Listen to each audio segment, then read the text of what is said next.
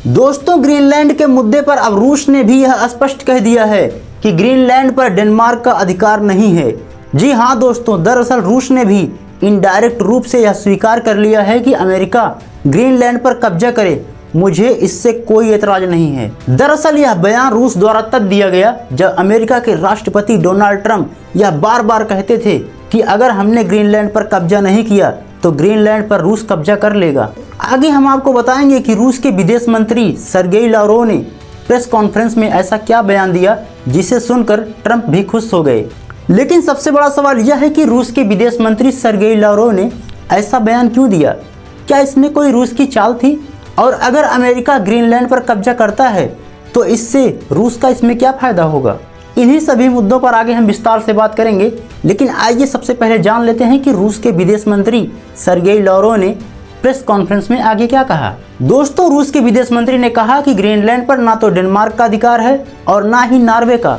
इसके अलावा रूस का डेनमार्क पर कोई इंटरेस्ट नहीं है। मतलब साफ था कि डोनाल्ड ट्रंप ग्रीनलैंड पर कब्जा करें, रूस से इसको कोई प्रॉब्लम नहीं है।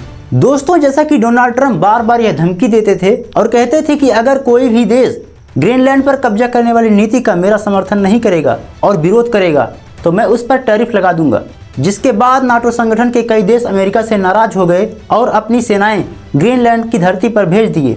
इसके साथ ही रूस के विदेश मंत्री सर्गेई लावरोव ने यह भी स्पष्ट कर दिया कि हम अमेरिका के टैरिफ लगाने की धमकी से डरने वाले नहीं हैं और ईरान के साथ व्यापार करना जारी रखेंगे। दोस्तों, आगे हम बात करेंगे कि अगर अमेरिका ग्रीनलैंड पर कब्जा करने में कामयाब हुआ तो इससे भारत का कितना बड़ा फायदा हो सकता है। लेकिन उससे पहले जान लेते हैं कि रूस और ईरान के बीच क्या क्या व्यापार होता है।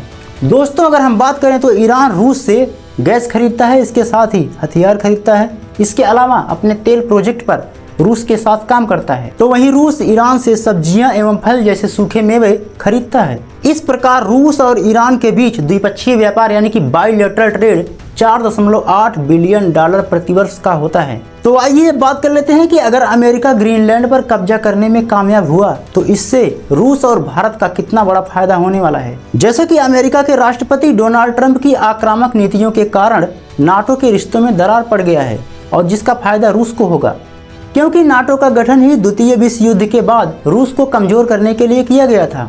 इसके अलावा यूरोपीय देशों और अमेरिका के रिश्तों में तनाव होने से रूस यूरोप पर और भी ज़्यादा दबाव बना सकता है। कहने का मतलब ये हुआ कि यूक्रेन पर और भी ज़्यादा दबाव बना सकता है। तो आइए जब बात कर लेते हैं कि आखिर भारत का इसमें क्या फ़ायदा होगा।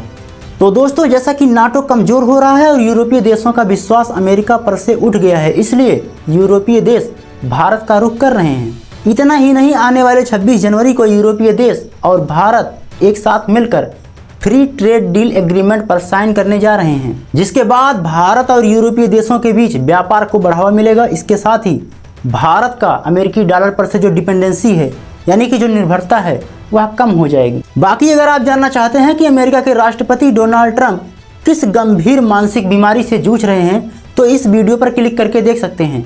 बाकी मिलते हैं अगली वीडियो में, तब तक के लिए जय हिंद, जय भारत।